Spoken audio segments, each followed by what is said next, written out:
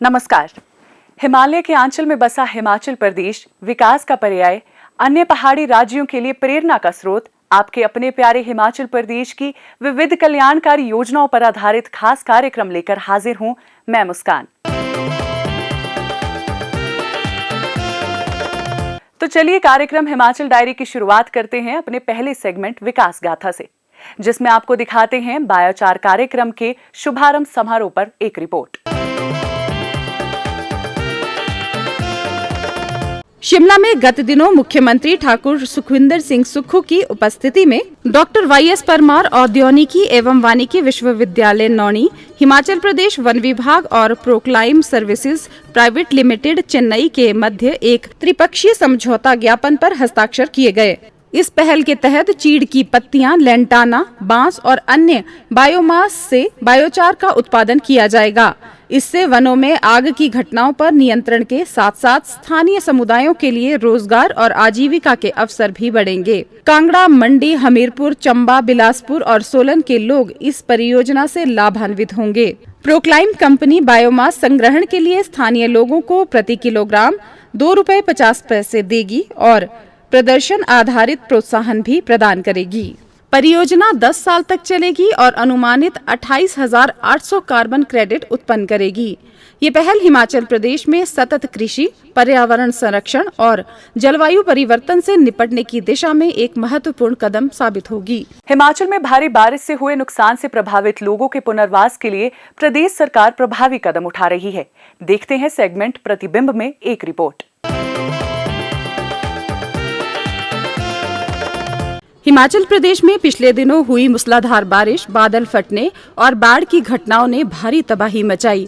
राज्य के कई जिलों में सड़कें टूट गई, पुल बह गए, सैकड़ों मकान क्षतिग्रस्त हो गए और अनेक परिवार बेघर हो गए। ऐसे हालात में मुख्यमंत्री ठाकुर सुखविंदर सिंह सुक्खू के नेतृत्व में राज्य सरकार राहत एवं पुनर्वास कार्यों में जुट गई। मुख्यमंत्री पल पल की जानकारी लेते रहे। ठाकुर सुखविंदर सिंह सुक्खू ने नई दिल्ली से प्रदेश के उच्च अधिकारियों व आपदा प्रभावित चंबा, कुल्लू, लाहौल स्पीति, कांगड़ा और मंडी जिलों के उपायुक्तों, पुलिस अधीक्षकों व वरिष्ठ अधिकारियों के साथ वर्चुअल माध्यम से आयोजित बैठक में राहत एवं पुनर्वास कार्यों की समीक्षा की। मुख्यमंत्री ने आपदा प्रभावित क्षेत्रों में राहत एवं बचाव अभियान युद्ध स्तर पर चलाने के निर्देश देते हुए कहा कि मौसम पूर्वानुमान के अनुसार आपदा प्रबंधन के लिए पुख्ता इंतजाम सुनिश्चित किए जाएं। कोई भी जो श्रद्धालु है उनके लिए जितना खर्चा करना है खर्चा करो, पानी की बोतल, खाना, ये सारा रिस्पेक्टफुली उनके सबको साथ रखो। और ये भी देखो कि किसके पास जेसीबी है, पोक लाइन है, वो साथ साथ ही जहाँ लाशा गिर रहा है उसके साथ ही रहे, अरे परे रहे। तो जो पीडब्ल्यूडी के लोकल वहाँ ऑफिसर्स हैं, एनएच डिवीजन में नहीं लगे हैं लेकिन है पीडब्ल्यूडी के, उनको भी लगाओ उस रोड में। उन्होंने कहा कि भरमौर में फंसे यात्रियों के लिए भोजन व ठहरने के लिए उचित व्यवस्था सुनिश्चित की जाए। उन्होंने बीमार और वृद्ध यात्रियों को हेलीकॉप्टर के माध्यम से निकालने के निर्देश दिए। मुख्यमंत्री ने कुल्लू और मंडी जिला के उपायुक्तों को वैकल्पिक मार्गों से वाहनों की आवाजाही सुनिश्चित करने के निर्देश दिए। जिला कांगड़ा के बड़ा भंगाल की स्थिति की जानकारी लेते हुए मुख्यमंत्री ने वहां रुके हुए लोगों के लिए हवाई मार्ग से खाद्य तथा अन्य आवश्यक वस्तुओं की आपूर्ति सुनिश्चित करने के निर्देश दिए। उन्होंने पीड़ितों को ढाढ़स बंधाया और विश्वास दिलाया कि उनके पुनर्स्थापन में राज्य सरकार हर संभव सहायता प्रदान करेगी। इनके घर बनाने के लिए हम पैसे देंगे, बर्तन के पैसे देंगे, कपड़ों के पैसे देंगे, गाय का पैसा भी देंगे 50,000 रुपया, बकरी का भी देंगे और जो आपके मकान के अंदर जो और सामान पड़ा था उसका भी देंगे। सारा पैसा हम आपके लिए देंगे। प्रदेश सरकार ने प्रभावित लोगों को आर्थिक सहायता प्रदान करने और बेघर हुए परिवारों के पुनर्वास की घोषणा की है। साथ ही क्षतिग्रस्त सड़कों और पुलों की मरम्मत का कार्य युद्ध स्तर पर जारी है ताकि परिवहन और आपूर्ति व्यवस्था शीघ्र बहाल हो सके। विशेष राहत पैकेज के अंतर्गत पूरी तरह से क्षतिग्रस्त मकान के लिए दी जाने वाली प्रधानमंत्री आवास योजना की 1,30,000 रुपये की सहायता राशि को हमने अपने संसाधनों से बढ़ाकर 7 लाख रुपया किया है। आपदा के कारण जो घर रहने लायक नहीं रह गए हैं उन्हें भी पूरी तरह से क्षतिग्रस्त माना जाए और उन्हें भी 7 लाख रुपए का मुआवजा दिया जाए। आंशिक रूप से क्षतिग्रस्त घरों के लिए हमारी सरकार ने मुआवजा राशि को 12,500 रुपये से बढ़ाकर 1 लाख रुपया किया है। गौशाला को नुकसान पर अब 10,000 की जगह 50,000 रुपया दिए जाएंगे। राज्य सरकार की ओर से प्रभावित परिवारों को किराए के मकान में रहने के लिए शहरी क्षेत्र में 10,000 और ग्रामीण क्षेत्र में 5,000 रुपये दिए जा रहे हैं। सुदृढ़ ग्रामीण अर्थव्यवस्था के संकल्प को मुख्यमंत्री ठाकुर सुखविंदर सिंह सुक्खू दृढ़ प्रयासों से कर रहे साकार। हिमाचल ने दूध खरीद पर समर्थन मूल्य देने वाले देश के पहले राज्य के रूप में बनाई पहचान। गाय के दूध के न्यूनतम समर्थन मूल्य को 32 रुपए से बढ़ाकर 51 रुपए प्रति लीटर और भैंस के दूध के समर्थन मूल्य को 47 रुपए से बढ़ाकर 61 रुपए प्रति लीटर किया। पहले जो सरकार हमसे गाय का दूध 45 रुपए लेती थी और बढ़ाकर 51 रुपए कर दिया है, और जो भैंस का दूध था वो 49 रुपए लेकर और 61 रुपए कर दिया। मैं पशुपालक होने के नाते सरकार की सराहना करती हूँ, जो कि हमारी आय का भी साधन बढ़ा है, और मैं सरकार का धन्यवाद करती हूँ। 2 किलोमीटर से अधिक दूरी के कलेक्शन सेंटर तक दूध ले जाने के लिए 2 रुपए प्रति लीटर की दर से परिवहन सब्सिडी की दी जाएगी सुविधा। दूध सोसाइटियों को दी जाने वाली भाड़ा सब्सिडी को 1.5 रुपए प्रति लीटर से बढ़ाकर किया गया 3 रुपए प्रति लीटर। 10,73,27,000 रुपए से कांगड़ा, मंडी, शिमला, सिरमौर और सोलन जिले में डेयरी क्षेत्र का किया जाएगा विकास। नाहन, नालागढ़, मौल और रोहड़ू में 20,000 लीटर प्रतिदिन क्षमता के नए 4 संयंत्र और 2 मिल्क चिलिंग सेंटर ऊना और हमीरपुर में किए जाएंगे स्थापित। मिल्क फेड में दूध की खरीद कार्य को पूरी तरह से किया जाएगा डिजिटल। किसानों के मान, सम्मान और स्वाभिमान का रखा जा रहा ख्याल सरकार की योजनाओं से खुल रहे हैं उनके लिए खुशहाली के नए द्वार।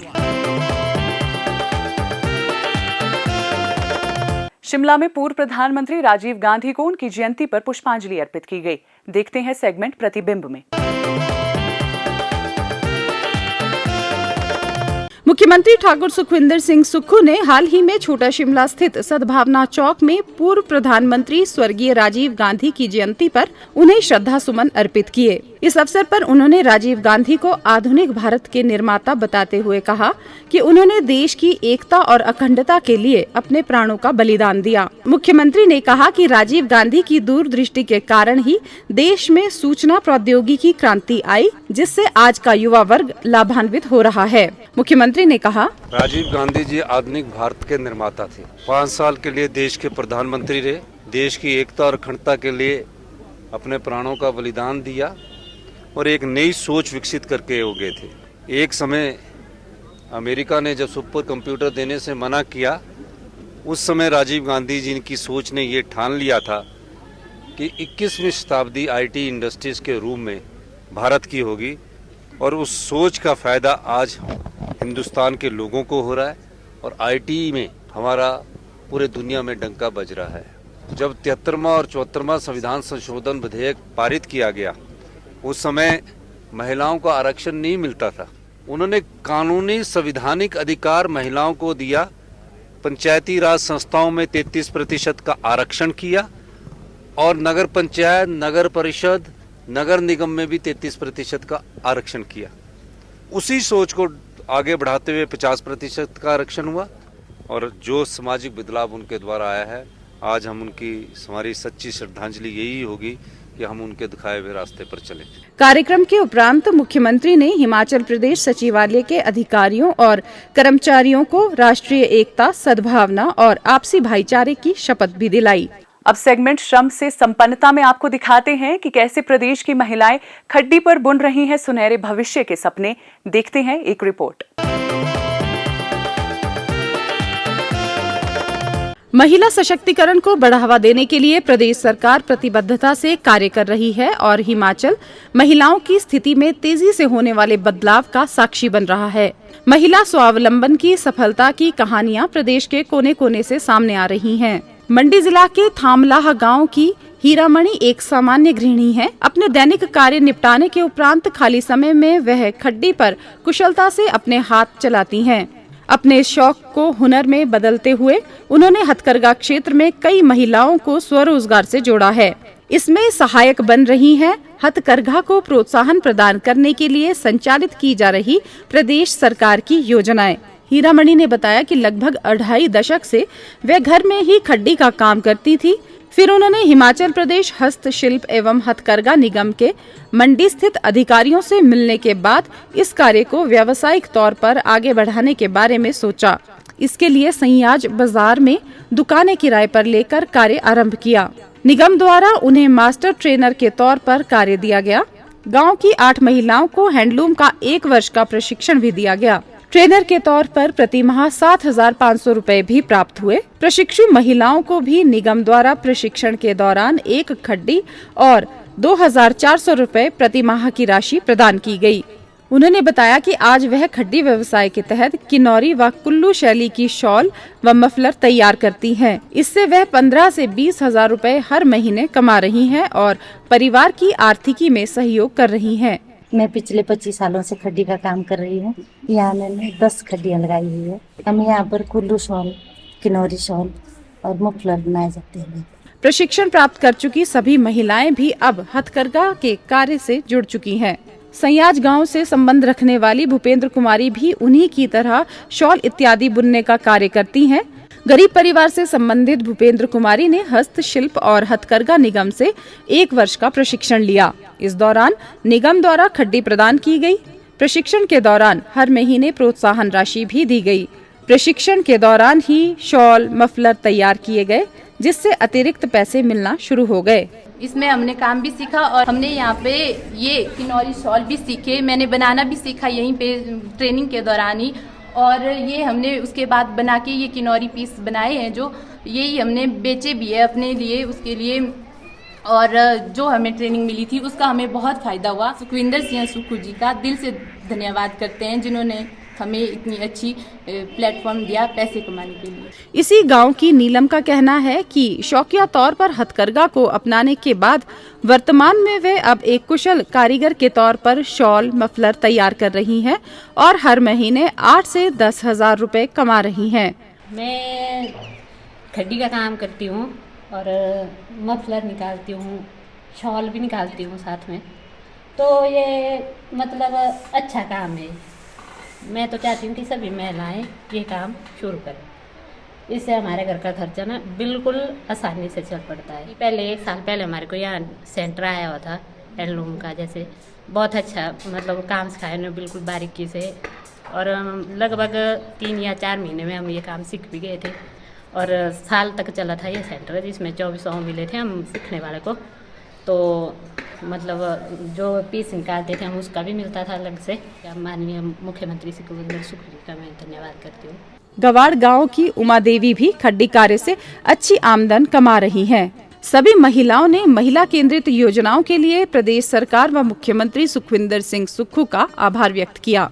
उनका कहना है कि महिलाओं के सशक्तिकरण व हथकरघा के माध्यम से घर द्वार पर रोजगार देने के लिए प्रदेश सरकार द्वारा चलाई जा रही योजनाएं सराहनीय हैं। हिमाचल डायरी का ये अंक यहीं समाप्त होता है। अगले अंक में आपसे फिर होगी मुलाकात कुछ नवीनतम जानकारी के साथ। तब तक दीजिए इजाजत। नमस्कार।